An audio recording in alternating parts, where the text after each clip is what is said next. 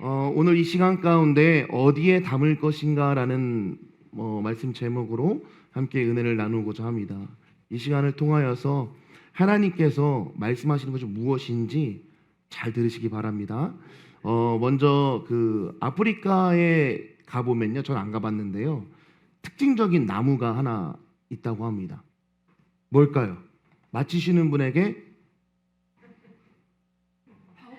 네, 바오밥 나무. 네, 하트를 드리겠습니다.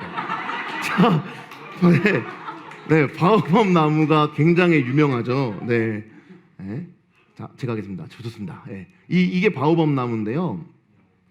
이 나무가요, 수명이 굉장히 길대요. 2000년부터 해서 길게는 6000년까지 간다고 합니다. 저기 지금 사람들 저기 왼쪽 상단 위쪽에 보시면 사람들이 나무를 둘러싸고 있죠. 그게 6000년 이상 된 바오밥 나무라고 합니다. 성인 남성 12명에서 14명이 감싸야 감싸질 만한 둘레를 갖고 있다고 하죠. 이렇게 수명이 오래된 이 나무가 우리가 6000년 정도 이 수명이 된다고 하면 거의 지금 생각해 보면 신석기 시대에 이제 나와가지고 자기 혼자 잘 자라고 있는 거죠. 근데 그 안에 비밀이 있는데, 저 나무를 보면은 왠지 이 뿌리가 위에 가 있고 기둥이, 잘못 말했죠? 하여튼가 나무가 거꾸로 된 것 같죠? 예. 그런 모양처럼 이게 아프리카 사람들은 이 나무를 굉장히 신성시 여긴다고 합니다. 이 나무가요, 물도 굉장히 많이 축적을 하고 뿌리가 굉장히 굵고 튼튼해서 밑으로 아예 쫙 뻗어 있기 때문에 자기 영양분을 조금씩 이 저장을 아주 잘한 나무라고 해요. 근데 제가 왜 이 나무를 했냐면, 이 나무의 특징이 있는데, 이 나무는 아낌없이 주는 나무입니다. 이 껍질을 벗겨서 밧줄, 여러분 밧줄 줄다리기 해보셨죠? 네. 밧줄을 만들 수도 있고요. 또 이 나무 껍질로 그 낚싯줄을 쓸 수도 있다고 합니다. 또 이 나무에 나오는 열매가 지금 사진에 보이는 그 열매인데, 이 열매를 이제 그 빻아가지고 둥글게 펴가지고 이 말려서 보관해 놓으면 굉장히 이제 오랫동안 저장해서 먹을 수 있는 비상식량도 된다고 말을 합니다. 그런데 이 바오밥 나무를 이 아프리카 사람들이 굉장히 신성시 여기기 때문에 조상 대대로 그렇게 전해져 왔어요. 그렇기 때문에 이 나무를 생명의 나무라고 조상 때부터 굉장히 신성시 여겼기 때문에 건들질 않는 거예요. 네. 아프리카 하면 생각나는 게 가난과 기근이 또 많이 생각이 나잖아요. 이 전 세계에서 구호 양식이 오기도 하고 그 구호 용품으로 이제 살아가기도 하는데, 중요한 건 그 구호 물품 중에 감사하게 다양한 영양분이 오면 감사한데, 사실 구호 영양품이 오게 되면 곡물 위주로 오기 때문에 뭐 비타민이나 무기질, 단백질 같은 이 영양을 공급하기가 참 힘들다고 해요. 그래서 그런 결핍이 생긴다고 합니다. 그렇다고 해서 딱히 다른 대체 식품을 아프리카에서 구하기도 쉽지 않는 그런 실정인데, 어떤 학자들이 이 바오밥 나무를 연구하기 시작했어요. 왜냐하면 이 바오밥 나무가 아프리카에 있다 보니까 그 나무에 대해서 한번 연구를 해본 거예요. 근데 여러분, 이 바오밥 나무 열매의 영향을 분석해보고 이 학자들이 굉장히 놀랬다는 거예요. 여러분 놀라지 마십시오. 알고 보니까 비타민 C는 오렌지보다 6배가 많고, 칼슘은 우유에 2배나 많이 들어있다는 겁니다. 거기에다가 비타민 A, B, 또 인, 철분까지 가득 있었다는 것입니다.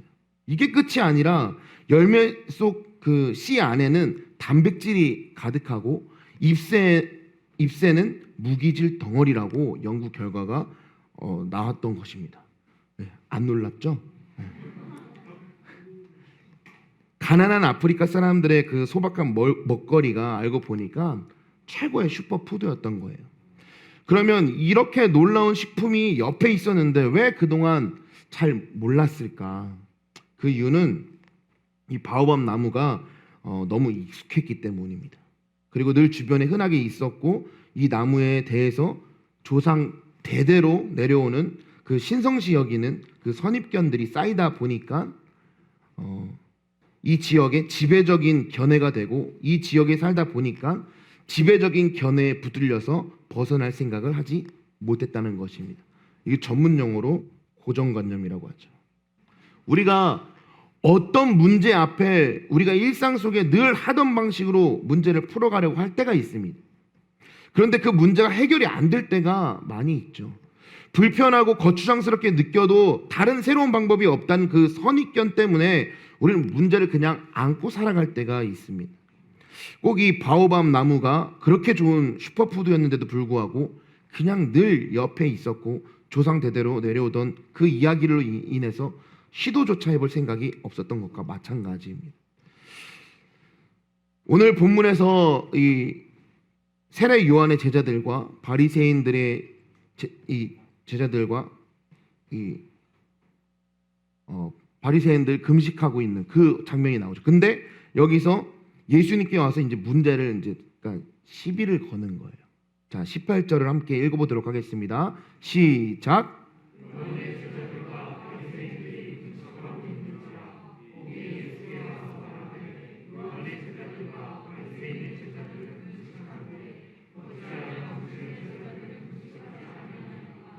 아멘. 그 유대인들은 1년에 하루 유대력으로 7월 10일 대속제일에는 모든 백성이 반드시 금식을 했습니다. 이날은 온 백성이 하나님 앞에 나와서 1년 동안 지은 죄를 회개하는 날이죠.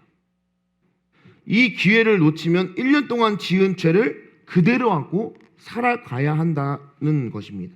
그래서 모든 유대인들은 하루 종일 금식하면서 죄를 회개했습니다. 그런데 여기서 한 걸음 더 나아가서 자발적으로 금식하려고 하는 사람들이 더 있었습니다. 나는 좀 더 잘 믿어보겠다 이런 생각을 가진 사람들은 일주일에 2번 모세가 율법을 받으러 시내산에 올라간 목요일과 율법을 가지고 내려온 월요일을 금식일로 지켰다고 합니다. 예수님께서 바리새인과 세리의 비유를 말씀하셨는데 바리새인은 이렇게 기도를 합니다. 누가복음 18장 12절입니다. 함께 읽겠습니다. 시작.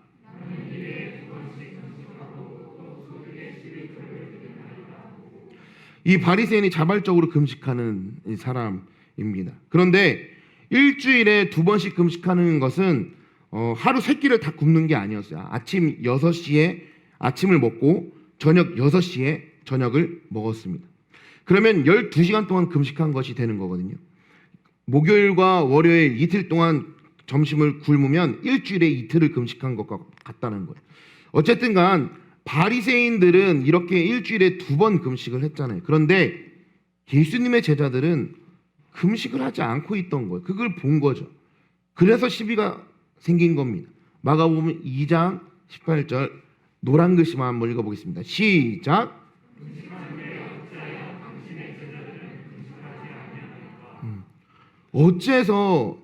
어찌하여라는 말은 마땅히 해야 한다는 것을 전제로 하는 말이거든요. 왜 조상들의 전통을 지키지 않냐라고 하는 이야기인 거예요. 그러자 예수님은 이렇게 대답하십니다. 19절입니다. 노란 글씨만 읽겠습니다. 시작.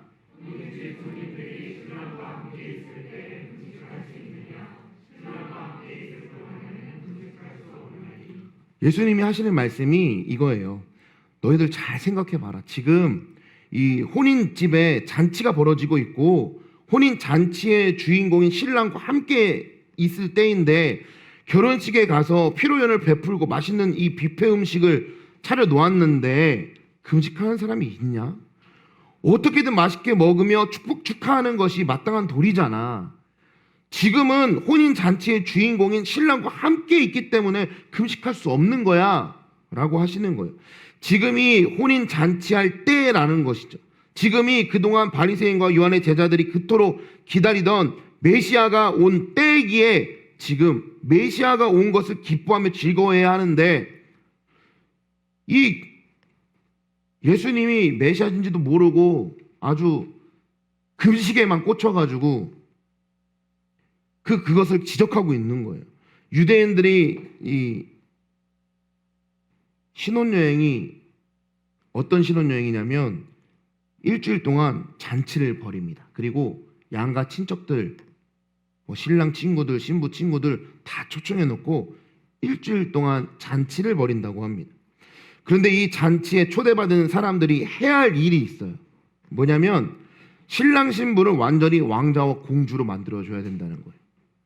나쁜 말은 절대 하면 안 되고 좋은 말만 해야 돼. 칭찬하는 말만 해야 되고 일주일 동안 그렇게 하는 거예요. 그래서 이 탈무드라는 책에 보면 재밌는 말이 있습니다. 이 기간 동안에 예쁘지 않은 신부를 보고 예쁘다고 하는 말은 거짓말이 아니다 라는 재밌는 말이 있습니다. 네. 그래서 신랑 신부는 일생 한 번에 정말 이때 최고의 영화를 누리는 거예요. 예수님께서는 이렇게 신랑과 친구들이 혼인 잔치를 하는데 금식할 수가 있냐라고 말씀하고 있는 거예요. 지금 예수님의 제자들은 신랑이신 예수님과 함께 있습니다. 예수님과 함께 있는 것, 그것은 마치 혼인 잔치와 같다는 거예요. 예수님을 만나고 예수님과 눈을 맞추고 이야기하고 예수님의 사랑을 받는 이 시간이 중요한 것인데 금식이 웬 말이냐라는 것이죠. 예수님은 유대인들이 가지고 있던 그 고정관념을 여지없이 깨트려 버렸습니다. 일주일에 2번씩 금식을 해야 제대로 된 신앙인이라는 개념을 무너뜨려 버리셨죠. 믿음이란 어떤 고정된 개념이나 습관화된 방식이 아니라는 걸 말하고 있는 거예요. 믿음이란 예수님과 함께하는 것이고 그분과 함께하면서 누리는 기쁨과 감사와 찬송과 영광이 있어야 제대로 된 믿음이라는 것입니다. 지금 이미 이곳에 오신 주님을 맞이하고 그분의 오심을 기뻐하며 그의 죄사함의 은총을 맛보면서 주님과 함께하는 교제를 누리고 기뻐해야 하는 시간이라는 거예요. 그 시간이 정말 중요하다는 겁니다. 자, 이어서 예수님은 마가복음 2장 21절에 이렇게 이야기합니다. 함께 읽겠습니다. 시작.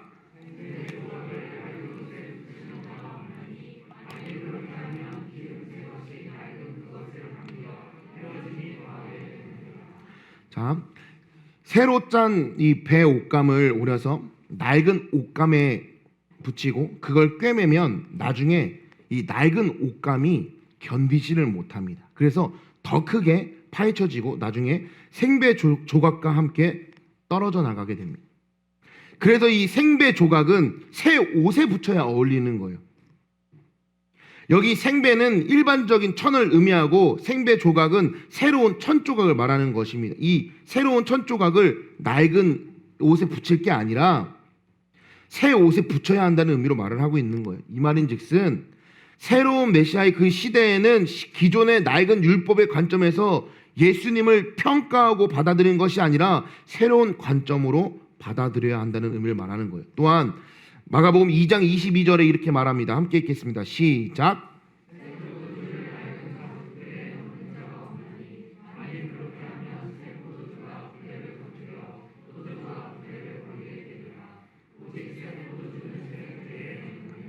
아멘. 당시에 그릇이 귀했기 때문에 양이나 염소의 가죽을 말려서 그것을 부대를 만들어서 물이나 포도주를 담곤 했습니다. 그런데 배와 마찬가지로 가죽은 오래되면 이 신축성을 잃어버린다고 합니다. 그리고 딱딱하고 굳어버린다는 거예요. 그런데 새 포도주는 발효가 덜 된 상태잖아요. 그래서 새 포도주를 낡은 가죽 부대에 넣어두면 점점 팽창하다가 결국은 터져버린다는 거죠.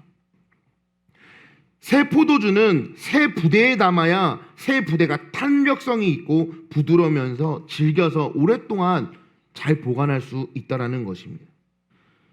당시에 유대교의 종교 체계는 헌 가죽 부대처럼 전통이나 이 규정에 얽매여 있었다는 것이죠. 이렇게 경직된 유대교의 틀로는 예수님과 예수님의 그 가르침을 도저히 받아들일 수가 없었다는 거예요. 새로운 가르침에는 새로운 틀과 새로운 사고 방식이 필요한 것입니다. 금식하고 율법을 지켜서 경건을 지킬 수 있고 또 구원을 얻을 수 있다는 사고 방식으로는 죄인을 직접 찾아오셔서 용서하시는 강물 같은 이 메시아의 은혜를 받아들일 수가 없다는 것이요. 새로운 은혜는 새로운 틀 안에 담아야 하는 것입니다. 낡은 가죽 부대와 새 포도주는 무엇을 의미하는 것인 줄 아십니까? 전통에 매여 있는 유대인은 예수님의 말씀을 받아들일 수가 없다라는 거예요. 이 전에 이 중풍병자 이야기가 또 나옵니다. 어떤 중풍병자를 친구들이 이 침상에 싣고 예수님께 데리고 나갑니다. 그런데 예수님 주변 그리고 그 밖으로 사람이 너무 많은 거예요. 그 집 안으로 들어가기가 어려우니까 친구들은 선택을 합니다. 지붕으로 올라가자. 지붕으로 올라가서 지붕을 뚫고 침상을 아래로 내려보내자.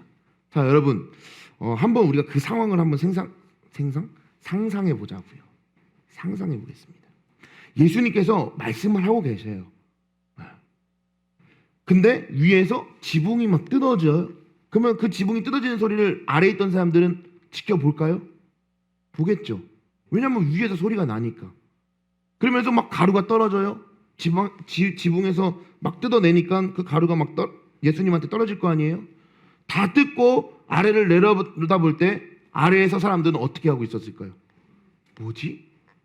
다 보고 있지 않겠어요? 사람들이 다 깜짝 놀라서 그 지붕을 주시하고 있지 않을까요? 상당히 민망한 상황이죠. 그런데 이 친구들 그 민망함에도 불구하고 각오를 아주 단단히 한 것이죠. 다른 시선으로 한번 더 생각해 볼게요. 친구들을 통해서 이 중풍병자의 혼자의 힘으로는 제거할 수 없는 그 벽들이 있었어요. 혼자 갈 수가 없었죠. 그러니까 친구들이 도와준 거예요. 그런 벽들이 있었습니다. 오히려 친구들은 이 중풍병자한테 얘기하는 거예요. 걱정하지 마. 갈 수 있어. 힘내. 네 앞에 지붕이 있어. 그래서 예수님이 만나지 못해? 걱정하지 마. 내가 함께 할 거야. 너랑 함께 할게. 그리고 친구를 끌고 침상을 들고 그 지붕에 낑낑대면서 올라가는 거예요. 그리고 안심시키죠. 걱정하지 마. 다 올라왔어. 조금만 올라가면 돼. 염려하지 마. 내가 너의 힘이 되어줄게. 그리고 끌고 올라가는 거죠. 얘기하는 거예요. 이 부분이 너가 할 수 없는 부분이잖아. 내가 대신 너의 팔이 되어줄게. 내가 너의 발이 되어줄게 하고 뛰어드는 겁니다. 이 친구들은 너나 할 것 없이 이 중풍병자와 예수님 사이에 가로막힌 그 장벽을 제거하는 데 큰 도움을 주게 되죠. 그리고 드디어 이 중풍병자는 예수님 앞에 나아갈 수 있게 된다는 것입니다. 성경은 마가복음 2장 5절에 이렇게 말씀하십니다. 예수께서 저희의 믿음을 보시고 저희의 믿음을 보셨다. 사랑하는 여러분, 누가 주신 믿음입니까? 그들이 소유하고 있는 믿음입니까? 아니요. 주님이 허락하신 믿음입니다. 주님이 주신 믿음이에요. 그 믿음을 보셨어요. 값없이 거저 주신 선물로 그들에게 새롭게 하는 믿음을 허락하신 것입니다.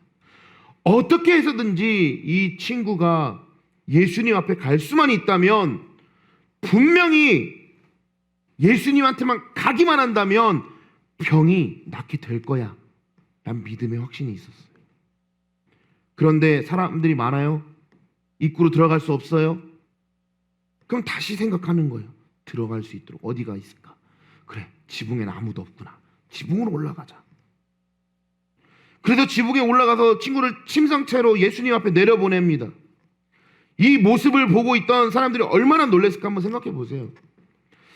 이들은 아무도 생각하지 못했던 새롭게 바꾸는 그 믿음을 갖고 있었던 친구들이었습니다. 뿐만 아니라 중풍병자 역시 완전히 새롭게 바뀌는 그 믿음을 갖고 있었습니다. 예수님께서 일어나 내 상을 가지고 집으로 가라라고 2장 11절에 이야기를 합니다. 여러분, 그 중풍병자 입장에서 한번 생각을 좀 해볼게요.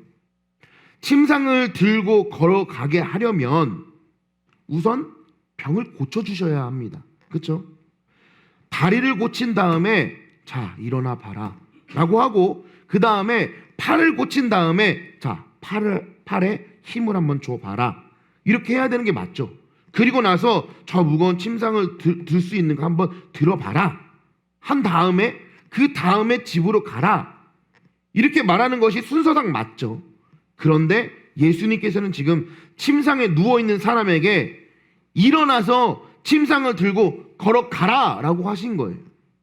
그런데 중풍병자는 일어났고 침상을 들고 걸어 집으로 돌아갔습니다.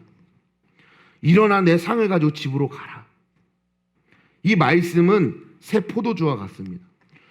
중풍병자의 입장에서는 지금까지 한 번도 맛보지 못한 완전히 새 포도주라는 거예요. 자, 이 상황을 낡은 가죽 부대의 순간과 새 가죽 부대의 순간으로 나눠서 한번 생각을 해보겠습니다. 이 중풍병자는 갈등을 했을 거예요. 이 말씀을 믿어야 하나 말아야 하나. 아직도 내 다리는 내 의지와 상관없이 저렇게 마음대로 떨리고 있는데 도대체 어떻게 일어나서 침상을 들고 간단 말인가. 이게 낡은 가죽 부대의 얼굴을 내미는 순간이죠. 그래, 그 다음 순간 중풍병자는 새 가죽 부대를 꺼냅니다. 그래, 예수님의 말씀이니 믿어야지. 그리고 다리를 뻗었습니다. 새 가죽 부대를 꺼내는 순간이죠. 그리고 다리에 힘을 주고 일어났습니다. 열려진 새 가죽 부대에 새 포도주가 채워지는 순간인 거죠. 그리고 힘있게 일어나서 침상을 들고 집으로 돌아갔습니다. 새 포도주와 새 가죽 부대가 함께 팽창하는 순간이죠. 여러분들이 이런 희열과 기쁨을 누려보지 않으시겠습니까? 우리의 고정관념을 버려야 합니다. 굳어진 사고방식을 내어버리고 예수님이 새 생명의 능력이자 근원이기에 예수님의 생명을 담으려면 새로운 틀과 새로운 가치관과 새로운 가죽부대가 돼야 된다는 것입니다. 그래서 로마서 12장 2절에는 너희는 마음을 새롭게 함으로 변화를 받으라 라고 말씀하십니다. 마음가짐을 새롭게 해야 한다는 것입니다. 기존 생활에 예수님 한 분을 그냥 더 추가하는 것만으로 예수의 생명이 내 안에 제대로 일어날 수가 없습니다. 예수님을 내 삶에 모셔드리면 내 삶의 가죽부대가 바뀌어야 되는 것입니다. 이것은 내 삶의 우선순위, 가치관, 삶의 방식 전체가 바뀌어야 된다는 말입니다. 여러분, 혼자 살다가 결혼을 하게 되면 원룸으로 살아가는 게 참 힘듭니다. 그럼 집을 마련해야겠죠. 같이 살 수 있는 공간을 마련해야 됩니다. 그리고 혼자 먹던 1인용 식탁과 그릇 더 구비를 해서 2인용으로 늘려야 되겠죠. 함께 먹을 밥그릇과 더 넓은 식탁을 준비해야 할 것입니다. 혼자 사는 이 스타일에서 같이 사는 삶의 모드로 바뀌어야 되는 것입니다. 우리가 공부하는 것, 우리가 일하는 것, 무엇을 위해서 하는가 분명한 목표가 있어야 합니다. 우리가 살아가는 이유, 우리가 이 땅에 존재하는 그 이유, 오직 하나님을 찬양하기 위함 아니겠습니까? 예수의 생명에 우리 인생 전체를 변화시킬 놀라운 이 생명이 있는 것입니다. 그렇다면 목사님께서도 계속 선포하시지만 내년에 어떻게 할 것인가 결단하시라는 거예요. 내 삶 가운데 예전에 갖고 있던 것들 다 버리고 새 포도주로 새 부대가 되어서 하나님이 2023년에 주실 그 은혜가 무엇인지 기대하면서 소망하면서 나아가자는 거예요. 거기에 같이 손잡고 한 발자국씩 나아가자는 것입니다. 한번 해보시라니까요. 그 은혜가 어떻게 임할지 기대가 되지 않으십니까? 전율이 흐르지 않습니까? 아멘 하신 분 계속 나오시고 안 하신 분도 계속 나오실 줄 믿습니다. 할렐루야. 그렇다면 그 생명을 어떻게 하면 우리 삶에 풍성하게 담을 수 있을까 고민해 봐야 되는 거예요. 바리새인들은 자신들이 갖고 있던 선입견으로 예수님이 그들의 삶에 역사하시려는 것을 제한하려고 했습니다. 유대 사회에서 행하는 금식을 강요하고 있었습니다. 그러나 그런 틀로는 예수님의 생명을 온전히 담을 수가 없겠죠. 우리는 예수의 생명을 억누르려고 강요하고 충동하는 이 세상의 선입견을 분별하고 과감하게 깨뜨릴 수 있어야 되는 것입니다. 할렐루야. 한 발자국 한 발자국 여러분 혼자 걸어가는 걸음이 아닙니다. 함께 걸어가는 것입니다. 주님이 또 우리와 함께 하실 줄 믿습니다. 할렐루야. 예수의 생명을 받아들이려면 이제 예수의 생명이 풍성할 수 있도록 내 삶을 새롭게 재편해야 합니다. 내 시간도, 내 삶의 우선순위도, 가치관도 새롭게 해야 된다는 말이에요. 그럼 점검을 해 나가야 되는 거죠. 내 삶에 대해서 어떻게 하면 하나님께로 더 나아갈 수 있을까? 예수의 생명이 얼만큼 풍성하게 일어날 수 있을까? 지금 내 삶에는 예수님의 생명이 얼마나 풍성하게 거하는가 한번 체크해 보시기 바랍니다.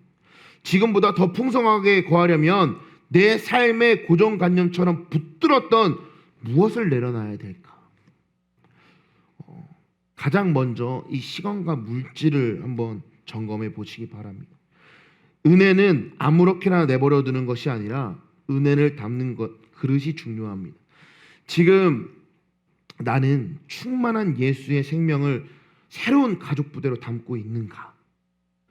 우리 안에 더욱 충만하게 담을 수 있도록 하나님의 말씀 앞에 여러분들의 고정관념과 여러분의 상식과 여러분의 생각을 버리시기 바랍니다. 의심과 불신앙을 버리고 여호수아처럼 하나님께서 함께 하신다면 말도 안 되는 일이 벌어지는 것처럼, 태양이라도 멈추게 하는 것처럼 그 믿음을 소유하시기 바랍니다.